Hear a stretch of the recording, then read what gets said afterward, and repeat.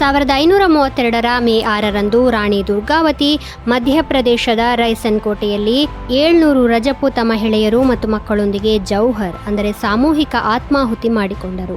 ಗುಜರಾತ್ನ ಸುಲ್ತಾನ್ ಬಹದ್ದೂರ್ ಶಾ ಎದುರು ಸೋತ ನಂತರ ರಾಣಿ ದುರ್ಗಾವತಿ ತನ್ನ ಸ್ವಾಭಿಮಾನವನ್ನು ಕಾಪಾಡಲು ಈ ಕ್ರಮ ಕೈಗೊಂಡಿದ್ದರು.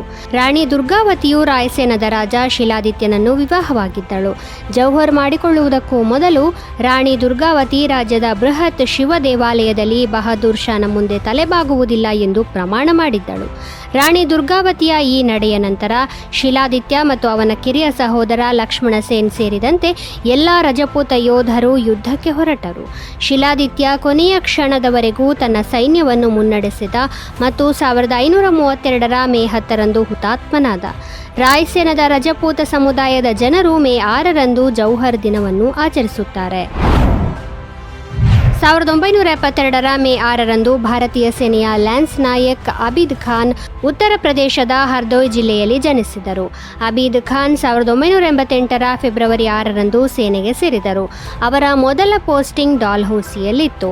1995ರಲ್ಲಿ ಅಬೀದ್ ಭಯೋತ್ಪಾದಕರ ವಿರುದ್ಧ ಹೋರಾಡಿ ಬಳಿಕ ಸುರಕ್ಷಿತವಾಗಿ ತಮ್ಮ ಪೋಸ್ಟ್ಗೆ ಮರಳಿದ್ದಕ್ಕಾಗಿ ಮಿಲಿಟರಿ ಗೌರವವನ್ನು ನೀಡಲಾಯಿತು. ಕಾರ್ಗಿಲ್ ಯುದ್ಧದ ಸಮಯದಲ್ಲಿ ಟೈಗರ್ ಹಿಲ್ ಅನ್ನು ನಿಯಂತ್ರಣಕ್ಕೆ ತೆಗೆದುಕೊಳ್ಳಲು ಅಬೀದ್ ಖಾನ್ ಅವರ ತುಕಡಿಯನ್ನು ಕಳುಹಿಸಲಾಯಿತು. ಅವರ ಅನೇಕ ಸೈನಿಕ ಒಡನಾಡಿಗಳು ಹುತಾತ್ಮರಾಗಿದ್ದರು. ಅಬೀದ್ ಅವರ ಕಾಲಿಗೆ ಗುಂಡು ತಗುಲಿತ್ತು. ಇಷ್ಟೆಲ್ಲ ಆದರೂ ಧೈರ್ಯ ಕಳೆದುಕೊಳ್ಳದೆ ಮುಂದೆ ಸಾಗಿ ಶತ್ರುಗಳಿಗೆ ತಕ್ಕ ಉತ್ತರ ನೀಡಿದರು.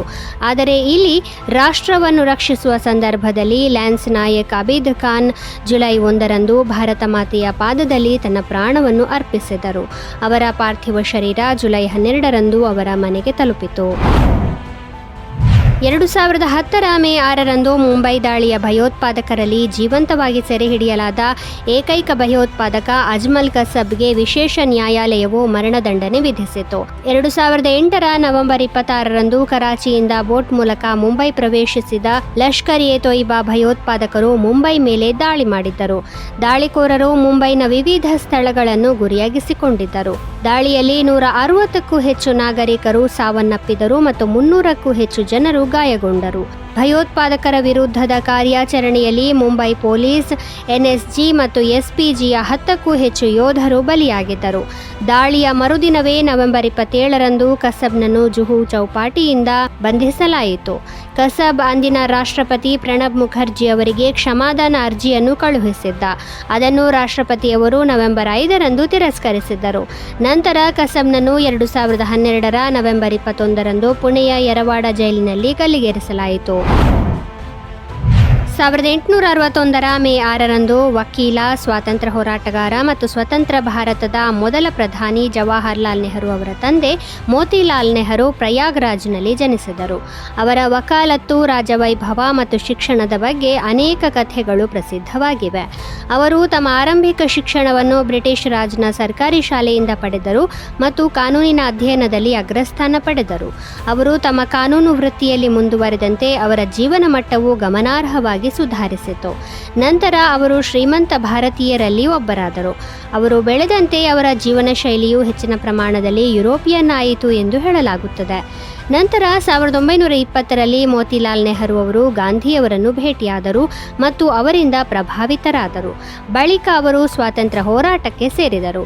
ತಮ್ಮ ವೃತ್ತಿ ಜೀವನದ ಉನ್ನತ ಸ್ಥಾನವನ್ನು ತಲುಪಿದ ನಂತರ ಅವರು ವಕೀಲಿಕೆಯನ್ನು ತೊರೆದರು. ಗಾಂಧೀಜಿಯವರೊಂದಿಗೆ ಸ್ವಾತಂತ್ರ್ಯ ಹೋರಾಟದಲ್ಲಿ ತೊಡಗಿದ್ದರು. ಮೋತಿಲಾಲ್ ನೆಹರು ಅವರು 2 ಬಾರಿ ಕಾಂಗ್ರೆಸ್ ಅಧ್ಯಕ್ಷರಾಗಿದ್ದರು. ಅವರು 1931ರ ಫೆಬ್ರವರಿ 6ರಂದು ನಿಧನರಾದರು. ಸ್ಪೇಸ್ ಎಕ್ಸ್ ಅನ್ನು ಎಲನ್ ಮಸ್ಕ್ ಅವರು 2002ರ ಮೇ 6ರಂದು ಪ್ರಾರಂಭಿಸಿದರು. ಸಣ್ಣ ಉಪಗ್ರಹವನ್ನು ಬಾಹ್ಯಾಕಾಶಕ್ಕೆ ಕಳುಹಿಸಲು ಕಂಪನಿಯು ತನ್ನ ಮೊದಲ ರಾಕೆಟ್ ಫಾಲ್ಕನ್ 1 ಅನ್ನು ನಿರ್ಮಿಸಿತ್ತು. ಇದು ಇತರ ರಾಕೆಟ್ಗಳಿಗಿಂತ ಅಗ್ಗವಾಗಿತ್ತು.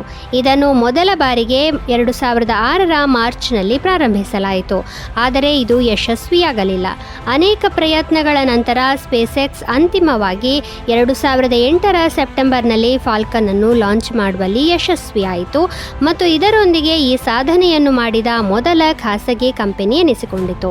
ಇಂದು ಟೆಸ್ಲಾ ಮತ್ತು ಸ್ಪೇಸ್ ಎಕ್ಸ್ನ ಮುಖ್ಯಸ್ಥ ಎಲನ್ ಮಸ್ಕ್ ವಿಶ್ವದ ಅತ್ಯಂತ ಶ್ರೀಮಂತ ವ್ಯಕ್ತಿ.